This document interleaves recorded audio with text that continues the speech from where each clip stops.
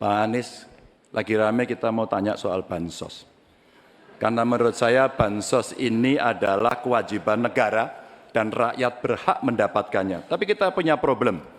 Karena banyak klaim yang diberikan seolah-olah ini bantuan orang per orang atau kelompok. Padahal kita masih punya.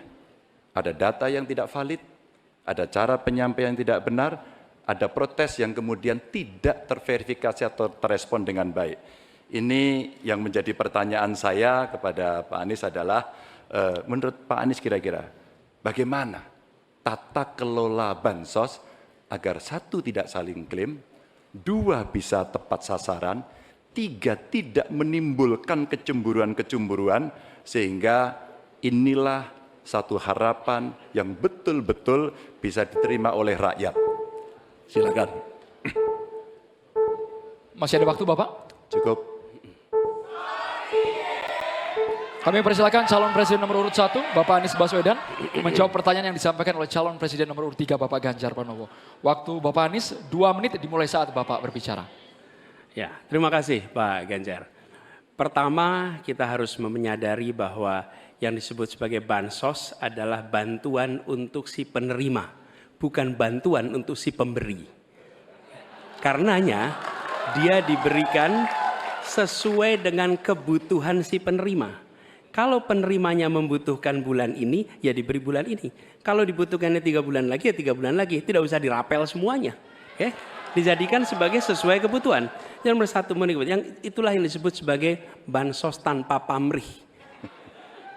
Kemudian yang kedua, pemberian bansos ini harus tepat sasaran.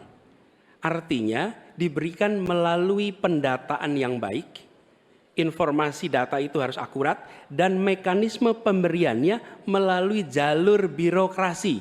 Bukan dibagikan di pinggir jalan, tapi dibagikan langsung di lokasi menggunakan siapa menggunakan jalur birokrasi.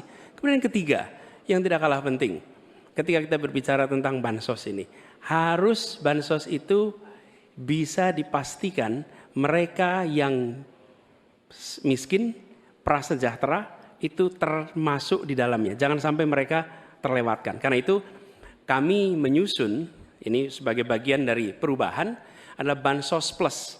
Angkanya ditingkatkan, yang belum masuk masih miskin dimasukkan, dan diberikan bekal pelatihan, pendampingan supaya mereka pelan-pelan bisa mandiri dan hidup lebih sejahtera. Jadi kami melihat ketika sampai kepada bansos ini adalah atas nama negara. Ketika saya bertugas di Jakarta, semua paket bansos di kerdusnya diberikan label dibiayai APBD DKI Jakarta, bukan dari gubernur, dari uang rakyat lewat APBD DKI Jakarta. Jelas posisinya.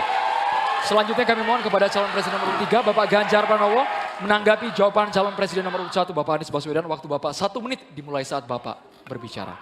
Terima kasih. Ya, kali ini pasti setuju dong. Karena proses logic thinkingnya adalah datanya diperbaiki. Ini yang pernah kita lakukan, dan ketika kawan-kawan Kades sudah bersusah payah, diberikan ke atas, balik lagi pada data yang sama. Seolah-olah kita abai pada soal data ini, sehingga betul-betul bansos yang diberikan, yang rencananya tadi menurunkan kemiskinan, mengurangi gap, menurunkan kemiskinan oke ternyata. Tapi gap tidak. Berapapun besarnya, gapnya tetap tinggi. Ini menarik, dan kami punya data yang kita bisa baca, dan tentu saja ini penting. Memang paradigma bansos, sekali lagi, ini betul-betul hak rakyat. Tugas negara dan pemerintah adalah memastikan itu, bahwa ini adalah tepat sasaran dan tepat waktu. Tadi yang disampaikan betul. Dan kami berusul bantuannya ganti aja deh, bantuan kesra, karena tugas negara itu menciptakan keadilan sosial, bukan menciptakan bantuan sosial. Waktunya habis Bapak.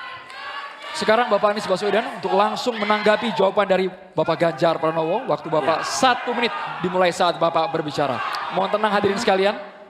Ya, terima kasih Pak Ganjar. Dan yang dibutuhkan juga Pak Ganjar, kita harus mulai memikirkan opsi bahwa bantuan itu bisa berbentuk cash transfer, mengurangi potensi korupsi dalam pengadaan barang.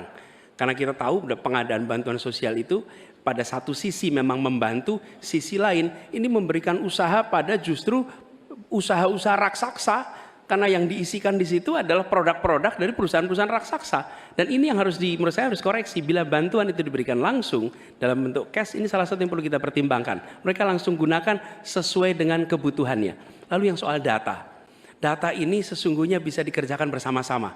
Kami pernah lakukan di situ, pasti sama nih Pak Ganjar, berikan kepada RT, RW, mereka musyawarah mencocokkan siapa dalam daftar itu yang benar, siapa dalam daftar itu yang keliru. PKK, LMK, kemudian Karang Taruna, RT, RW, mereka bisa membantu. Datanya akurat, dananya dipakai sesuai kebutuhan. Makasih.